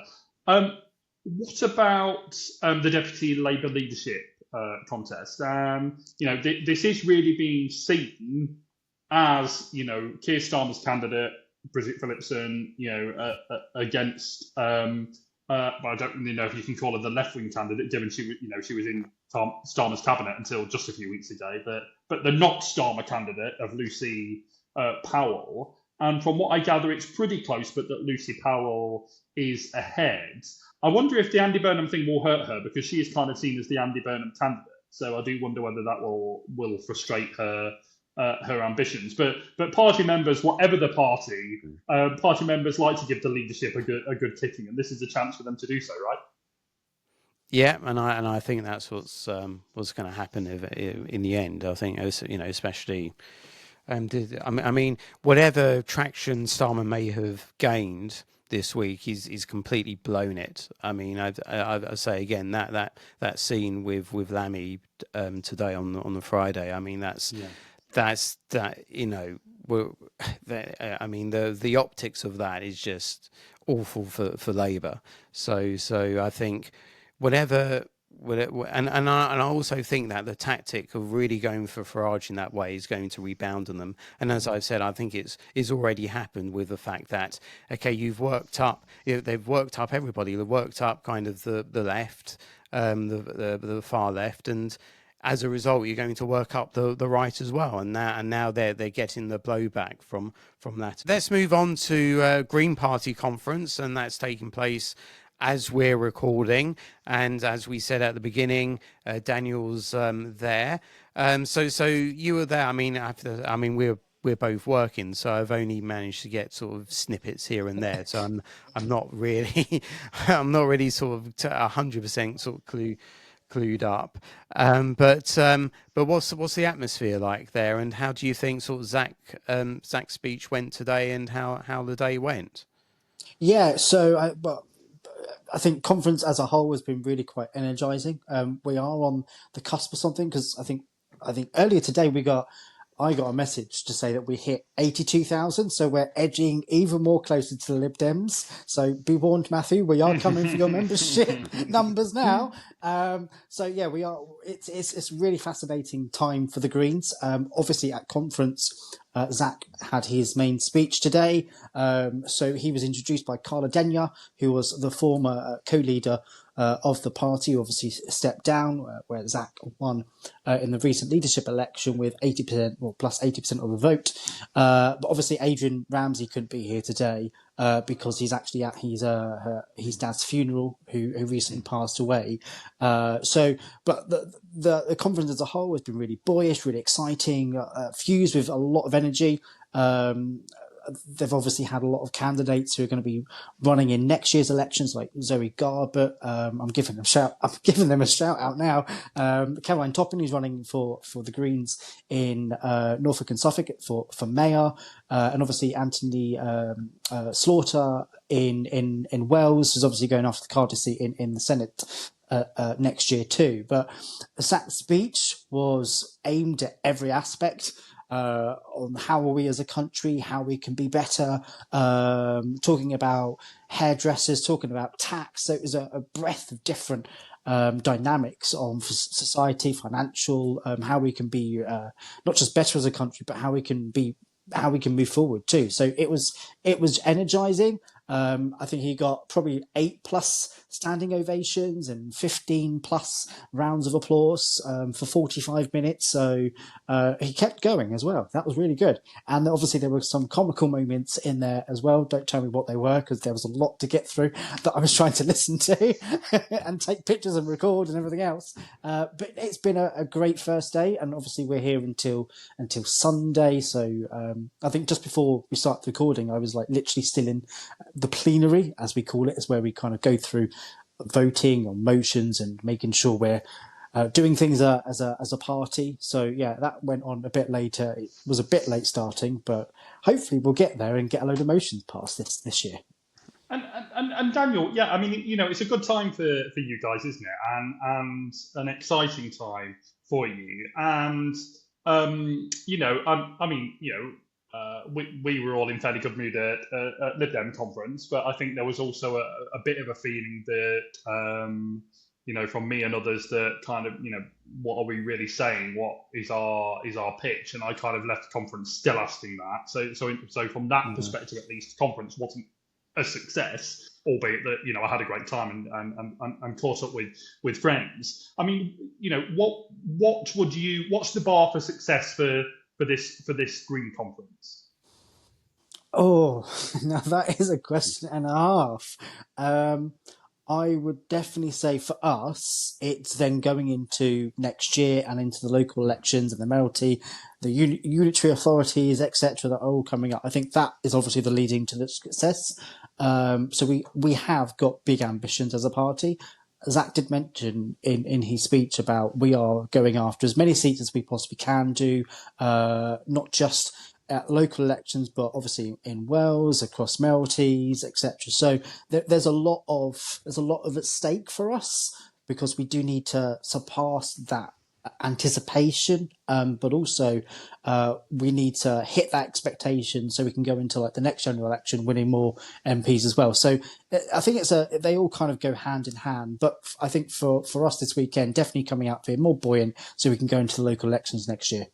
And I think that from a comms perspective, I've been really interested that, I was interested in the clip that I saw today, and I will definitely go back and watch the whole of Zach's speech because I'm interested in it. But I was interested that the theme is bold politics, which is obviously his podcast that he has started. And I must admit, when I very first saw that he was starting a podcast, I thought, oh, you're a party leader now and you're starting a. But actually, I think it's effective, and I think the fact that they've tied that in with the conference theme.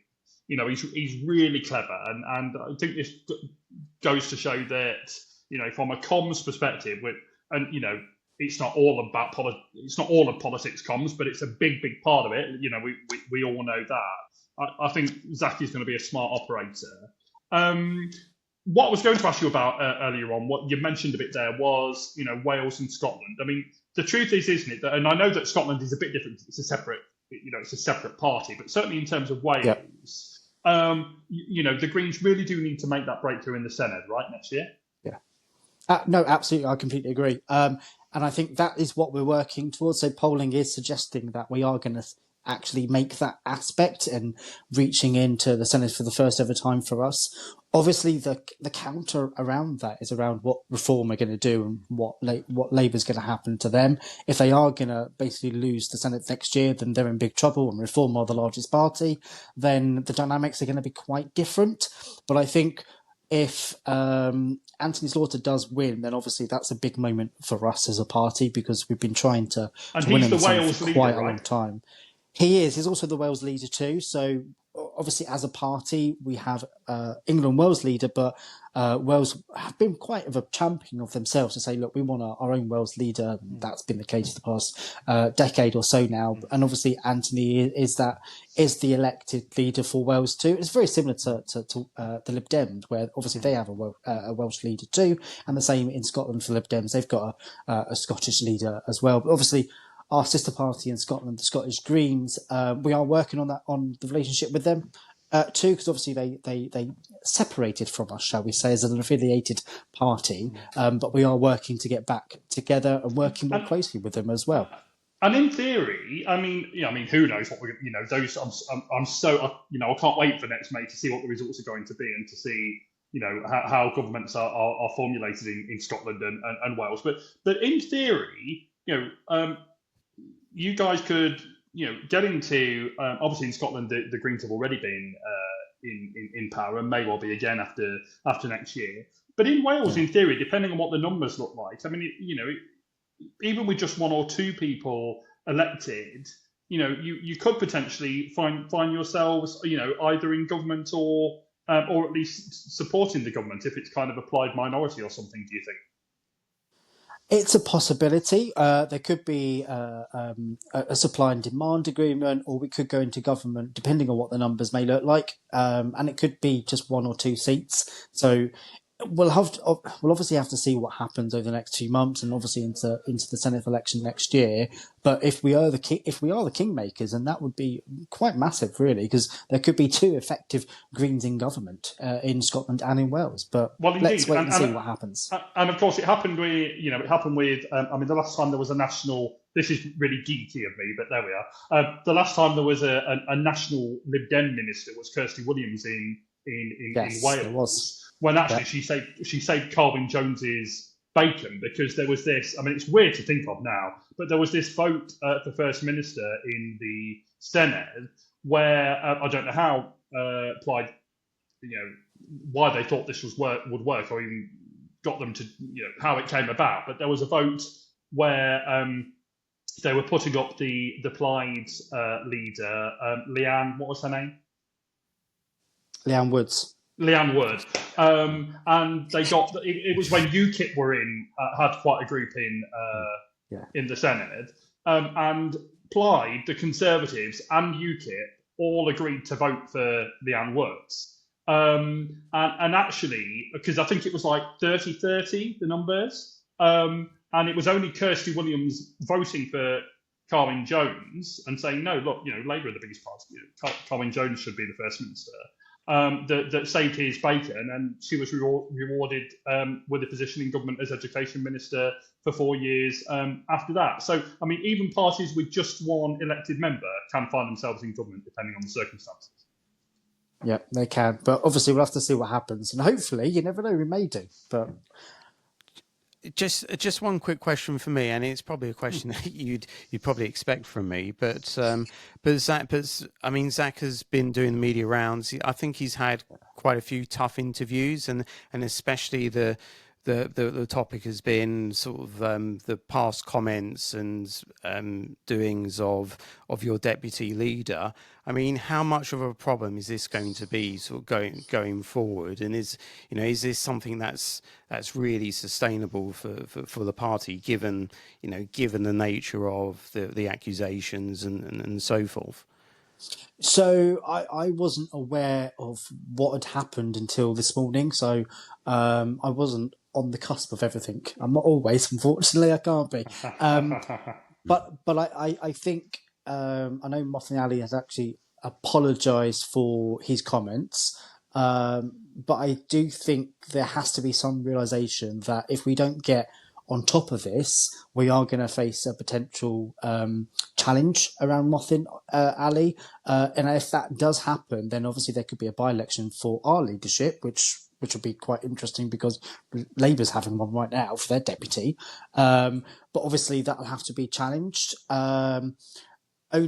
We can only have a by-election for the co-deputy leadership unless there has been that kind of force and movement within the party to allow that to happen. There's no mechanism that just it happens. Someone calls for it. No, there has to be a majority of, I think, like 30% of the party to call for that, unless they resign or they're pressured to resign. So I think the party is going to have to grapple with this, and they're going to have to grapple with it quite fast. Obviously, Mothing and Rachel are only up until next year, so we are going to be having leadership elections again, which is, I think, a bit tiresome, really, one after the other. Like the Tories. To go back. You're almost as bad as the Tories. Well, yeah, it looks like we are now. It's a bit worrying. I don't want to be associated with the Tories in a leadership election, but we'll obviously have to wait and see. But I think we are going to have to get to grapple with how our leadership put things out on socials and what they say in interviews to not kind of stoke kind of issues. So yeah, we've got to get some things into line, really. Daniel, is Mathew Ali a social conservative? No, absolutely not. I would definitely say he's more of a socialist than a but on his social view.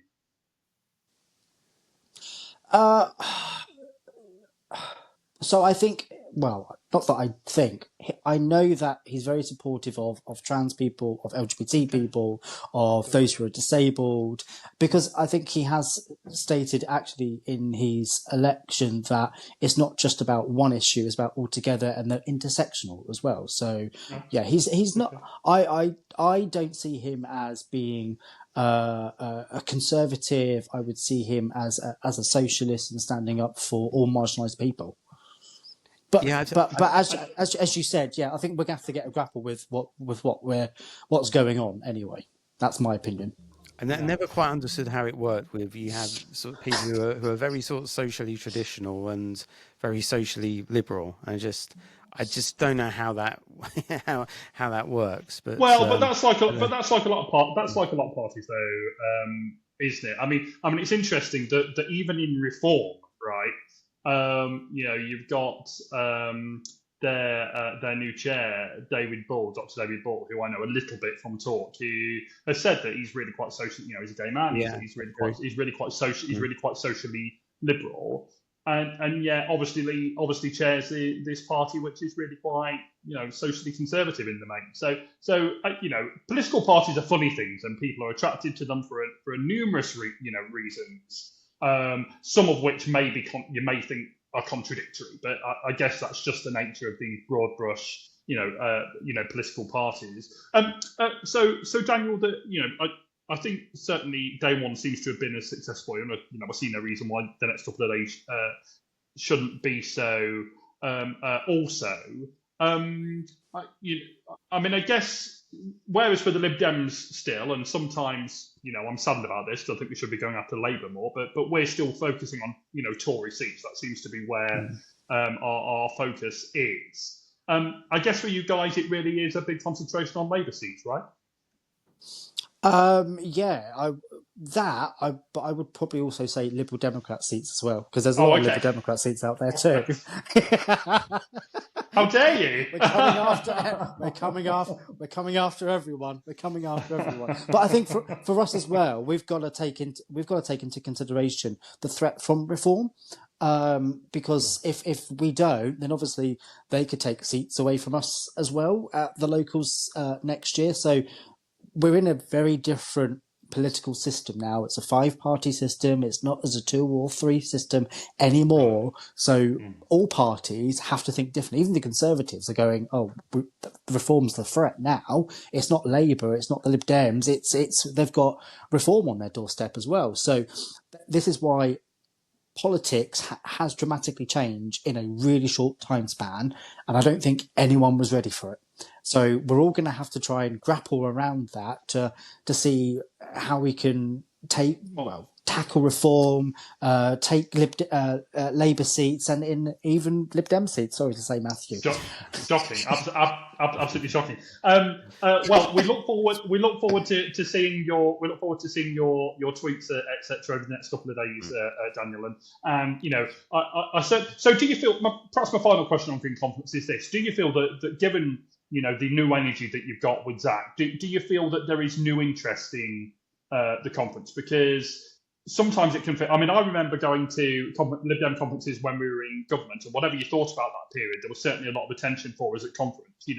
It felt like a conference of a party in government, and there was lots of media there, and lots of lobbyists there, and lots of fringe groups, lots of groups. And then suddenly, the next conference when we were out of government, it was like a desert. It was like a wasteland. There was barely anybody there but party members. Has it felt sometimes perhaps a bit like that with Green Conference in the past? That, yeah, great for you guys that are members, but there's very little attention. And does it feel different this time? So I'll start with the latter. It definitely does feel different. Even in the conference hall this afternoon, there were tons of press around. It was obviously being recorded on mainstream media, so it was on Sky and BBC. And it's been picked up on social media as well. The party were streaming it on YouTube too. But there were a lot of cameras around this time round. And I don't think we've had that much interest at a conference before. But I think that's helpful as well for a party who are on a bounce, who are on the trajectory to do better, to do more. And yeah, so it's been a different kind of conference. So it will be interesting to see what happens over the next 12 months or so. Let's move on to the Lib Dems now. And Who? apparently, who? Yeah, exactly. You Well, guys, apparently there's a reshuffle this week, but I mean, I didn't know this happened until you sort of tweeted and messaged me about it. I didn't know it even took place. So, so I think I better leave it to Mathew to actually tell us what went on.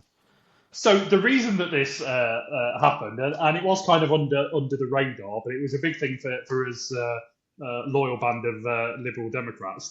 And it was really interesting actually. So Josh Faberunde, who I think is a future Lib Dem leader, I'd certainly support him if he ran, is currently going for the party presidency. He's our MP for Eastbourne, and I kind of like to call him, and I don't mean their politics are particularly similar because I don't think they are, but I like to think of him as the Lib Dem Zach Polanski. He's a very kind of charismatic kind of character, and we don't have that many of them, God bless us, in the Liberal Democrats. And he's currently running for party president, and he decided to stand down from his spokesperson position as Justice spokesperson. And it was really interesting because, he'd been very active at conference, and, I spoke in a debate on youth work and youth services in a motion that he summated as Justice spokesperson.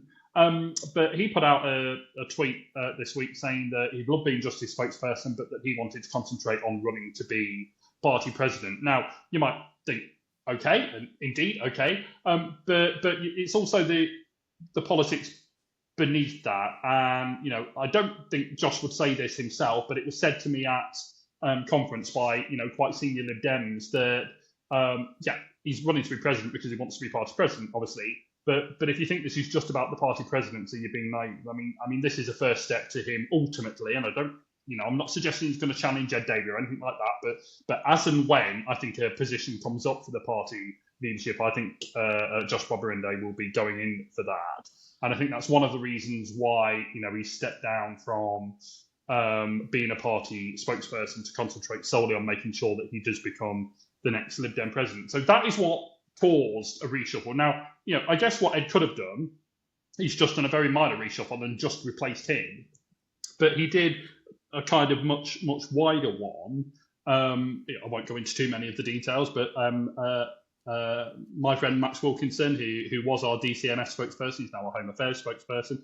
That is interesting, actually, because Lisa Smart, who was our Home Affairs spokesperson, and he's now at the Cabinet Office. I mean, the party is spinning that as some kind of promotion. She's going to be working towards, putting together our strategy for the next election. That may well be the case, but I also happen to know that she made herself not exactly particularly wildly popular with members when she tried to suggest and then rolled back on the idea that we perhaps should be supporting the idea of digital ID cards. And Lib Dems quite rightly said, hang on, missus, we're a Liberal Party and we don't support that kind of thing. And we made our view very clear at conference. So it's interesting that she's now no longer the Home Office spokesperson.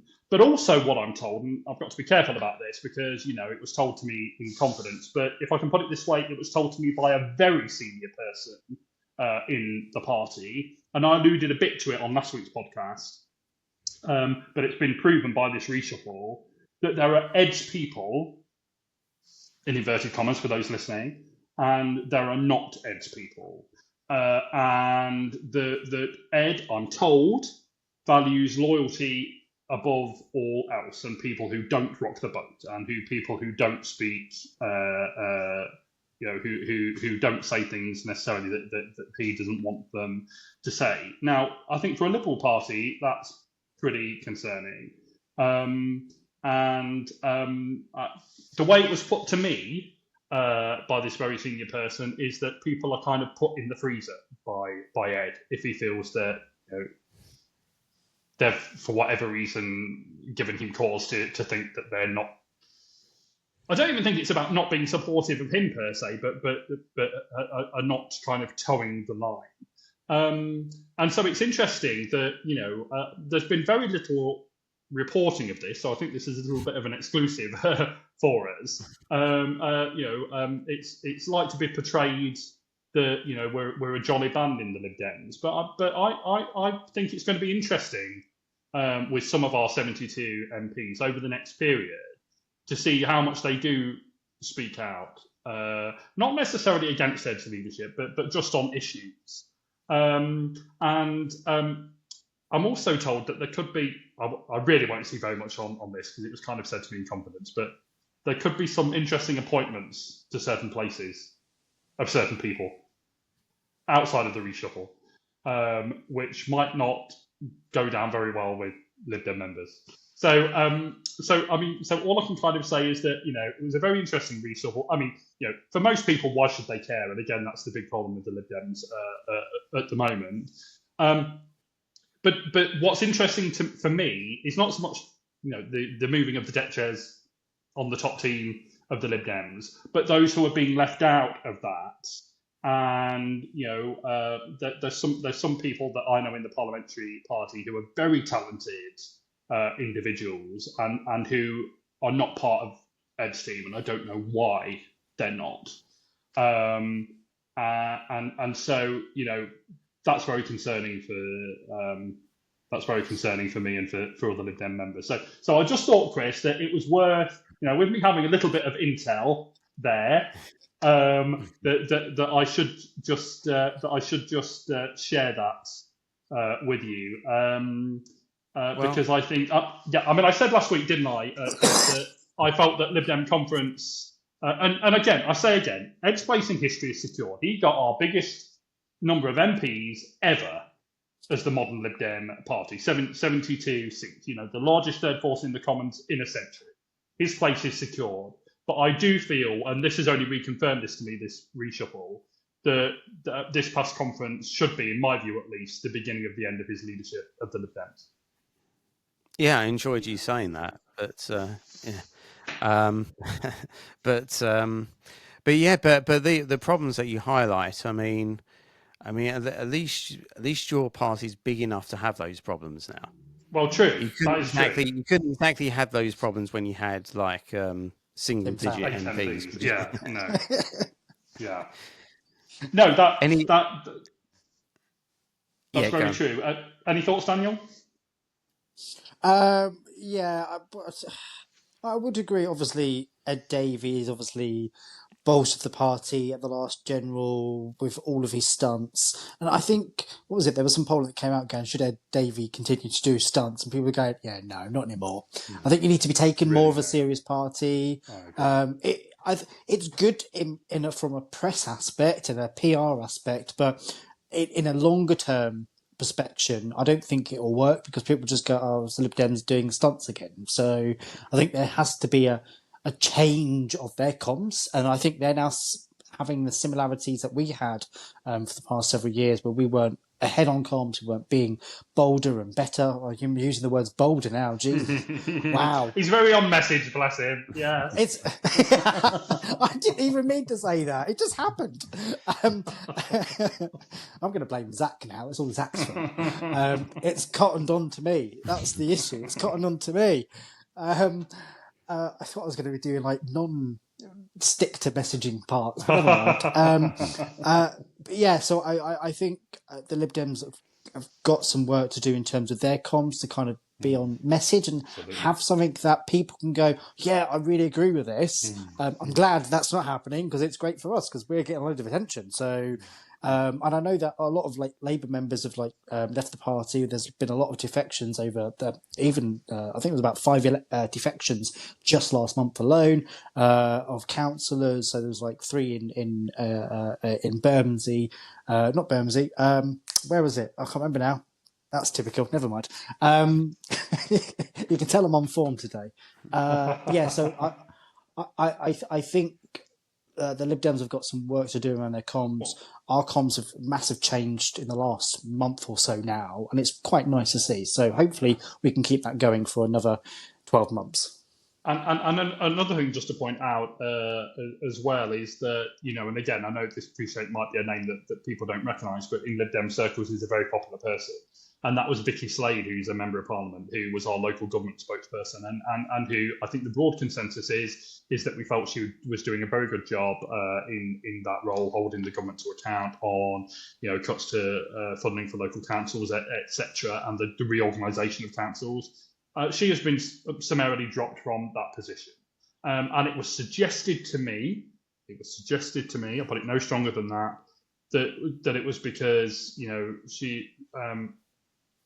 she's someone with kind of independent thought and independent of mind, and that again, that's not necessarily liked by the party leadership. And again, if true, and I do say if, but if true, that doesn't seem very liberal to me. So I mean, all of this, Chris, signals, of course, all party. I said this last week. All party leaders will have their own people.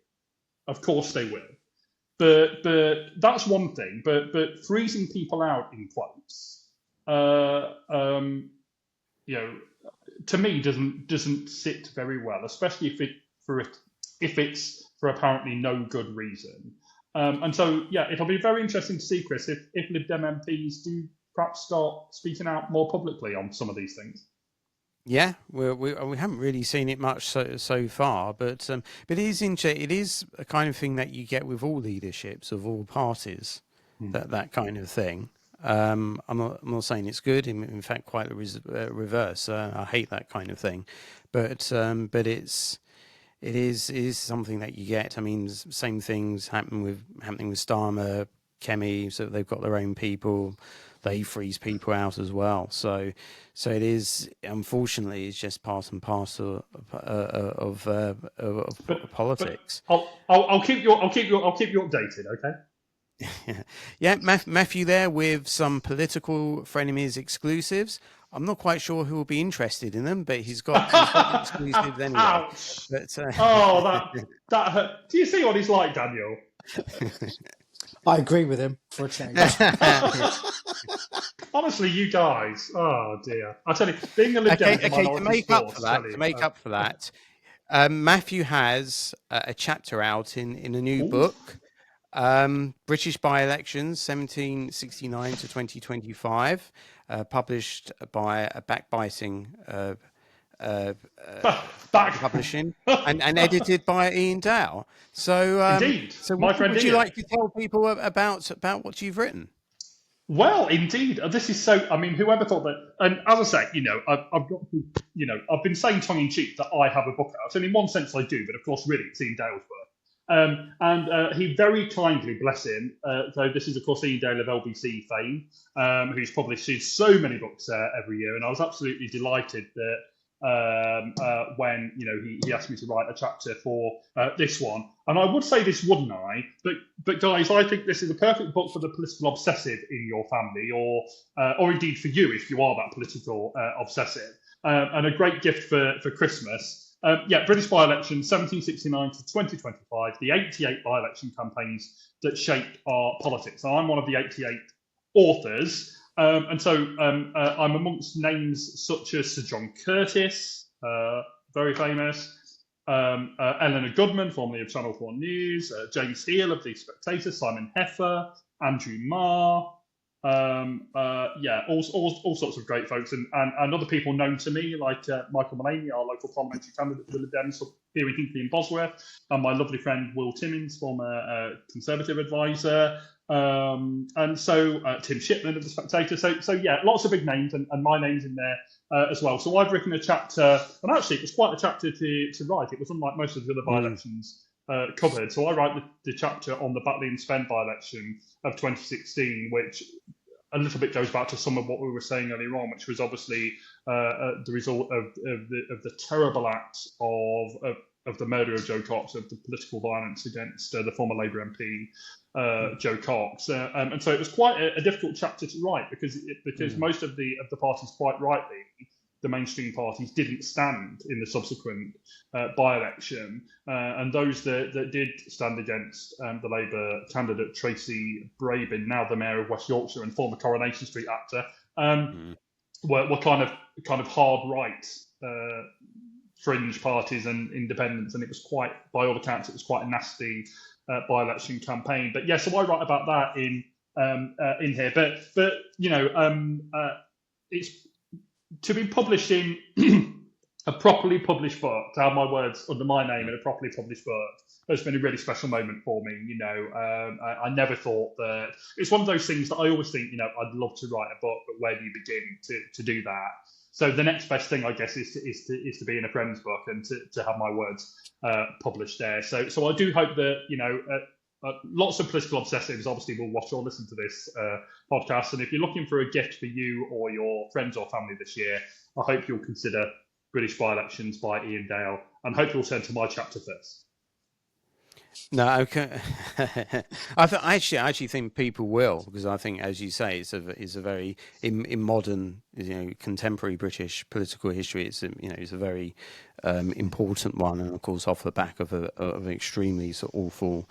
And can I just point out as well, Chris, that let me just turn to my one, because I managed to. Who would have thought, right, that I'd get to mention Hinckley, the town that I'm from, and legitimately mention Hinckley in my chapter on the Batley and Spen by-election. But shall I just read you a little bit? So this is just one paragraph, right? So I say 9 other smaller parties, independents, did take on Labour, including a host of hard right outfits such as the BNP, Liberty GB, and the National Front. The English Democrats stood Therese Hurst as their candidate. Hurst, when Therese Muchovich, previously led Veritas, the political vehicle launched by the Permatan former TV host and East Midlands MEP Robert Kilroy-Silk when he left UKIP, launched in January 2005 at a golf club in Hinckley, Leicestershire. So, there you go. So I got to mention Hinckley in my chapter, and I thought that was a little bit of info that probably other people who've been asked to write, if they were asked to write that chapter, wouldn't have known. So I was quite chuffed to put that in. But yeah, I mean, it's just been, I can't tell you. I went to so a few days after it had been published, I went to my nearest Waterstones, which is in Nuneaton, just over the Leicestershire border. And bless them, I said to them, look, I don't actually want to buy a copy here because I was getting a copy anyway, because obviously Iain sent one to everyone that had written for it. I said, but I really just want to, see the book and have a photo taken with the book. So the staff of Nuneaton Waterstones were very, very kind to me. But yeah, so guys, I'm really excited. I am now officially a published author. And but now here's the question, Chris, is that people have speculated. Our good mutual friend, Andy Chandler, one of my best friends, has said, is there going to be a Political Frenemies book? At some point, yes. I've got 2 books to write and finish. I know you've got your academic books, yeah. But yeah, I'm definitely, in principle, I'm definitely in favour. It's just finding the is fulfilling my obligations to my current publisher, and then quite right, and quite right, and academic books are very, very important. Chris. I'm not done playing. I should say. I think I said. I think I said backbiting publisher is bite back, isn't it? It's bite back. I love the idea of backbiting. I was thinking about the Lib Dems. I was thinking about what's going on there. And indeed the Conservatives. Iain Dale will love that. Backbiting publishing, brilliant. But yeah, so maybe we need to speak to Mr. Dale about us potentially writing a book, Chris. Yeah. As I said, not straight away, but yeah. Well, not straight away. Yeah. Not straight away. But yeah. But yeah, no, that would be. I mean, God knows what we'll write about, but. Well, I think we need to have. I think to quote Mrs. Merton, we need to have a heated debate, but then remain friends at the end. Yeah. That's what it's all about. That's what it's all about. I tell you one thing as well. That's going to be a lot of podcasts to kind of put into that book. Yeah, it absolutely is. But actually, do you know? I was saying that there was there's always lots of political podcasts being launched, isn't there? And I noticed that there's a number being launched ahead of the Senate elections in in Wales. But almost always on these podcasts, and I think this is what makes our podcast unique, is that almost always it's a Conservative or a former Conservative advisor and a Labour person. Almost always. It's a former Tory person and a Labour person. And so there's very few that have been launched with or launched by a Conservative and a Lib Dem. So I think we're fairly unique in that, Chris. And the other thing I'd say, the other thing, we're both from working class backgrounds, who's had also some experience of politics at some level. So I think that gives us a unique sort of perspective. And I don't think I've said this to you before. Is that okay? We can't compete with those big podcasts. So I accept we can't be, like in wrestling terms, we can't be WWE or WCW, but we can be ECW. We can be like the underground. ECW folded. ECW folded. We'll be AEW. We're like the All Elite Wrestling. Don't get me started on wrestling. We'll be here all day. And I was just going to say as well, that not only have you got me and Chris, but we even allow Greens on. How about that? Yeah, shocking. yeah. You could have hated us forever and you're banned. You could do what Labour did at conference and just ban people. And go, yeah, you've lost your accreditation.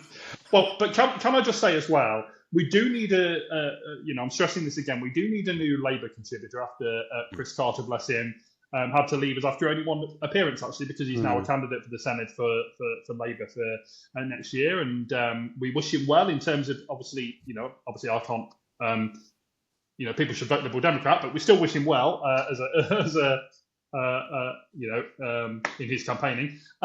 So we need a new Labour person, and we're still looking for a Reform person that isn't just going to parrot the Reform line, because on this podcast we like to be able to speak truth to power to our parties, and if we've got no time for someone who's just going to not be able to do that. I should say, I just want to say just a couple, because this is turning into the longest episode ever. Yeah, but just a couple of words on sort of the Conservative conference. Oh yeah, sorry, I forgot about them. Yeah. Well, yeah, pretty easy to these days, isn't it?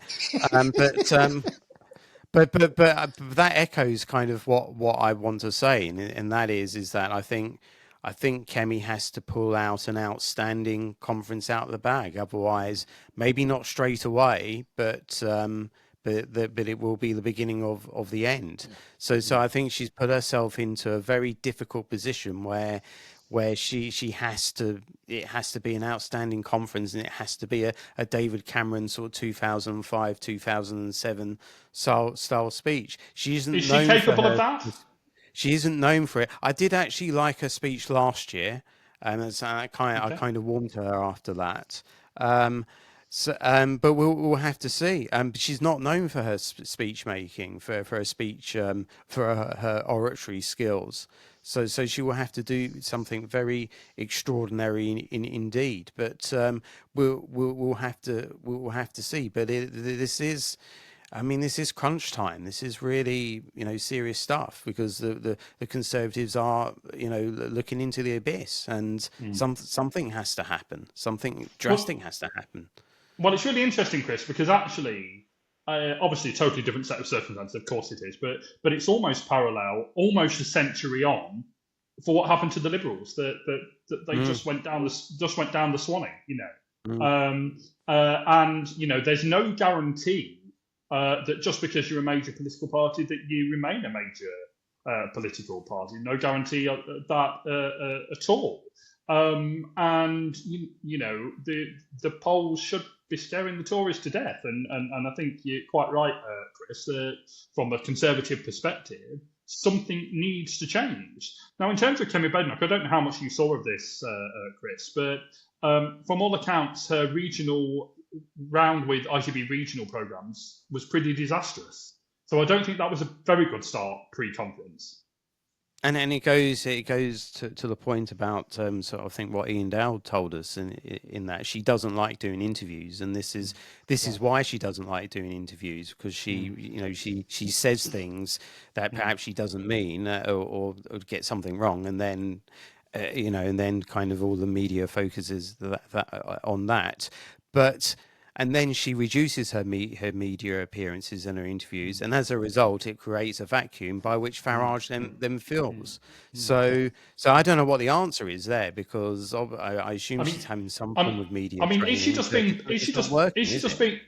being badly advised, or what? Because to make a mistake to make a mistake on Northern Irish, on the UTV, on the ITV Northern Ireland service, that Northern Ireland voted for Brexit, didn't it? Well, no, didn't. I mean, she really should know that, right?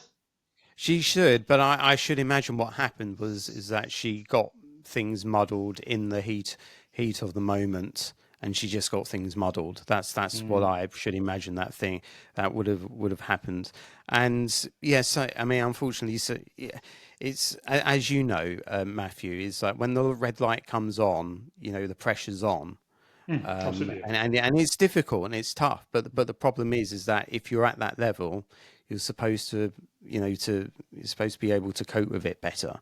But in some ways I have sympathy, because like we do media, we know how difficult it is, but at the end of the day, she's a party leader, so. That is the thing. I mean, she is a party leader, and I saw one quote tweet. I can't remember who it was by, but I think it was by one of the lobby, which said a quote that apparently she'd said previously, which is that, like, having a go at Starmer, where she apparently said, "Well, I don't have to roll back on things because I don't make mistakes." Sorry. You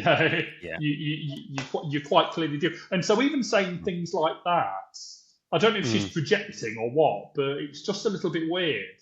I think she got it confused. Yeah, I mean, in terms of the Northern Ireland thing, she might have got it muddled with Wales as well. But she shouldn't be doing that. Nah. But yeah. I mean, the Tories aren't known for sticking by their leaders if they think they're not doing well enough. They're pretty brutal. So, I mean, this is make or break for her, right? This conference. Oh yeah. Oh, definitely. I think I've been saying this for a while. If she has an absolute stinker of a speech, then the noises the noises for her to go will be quicker.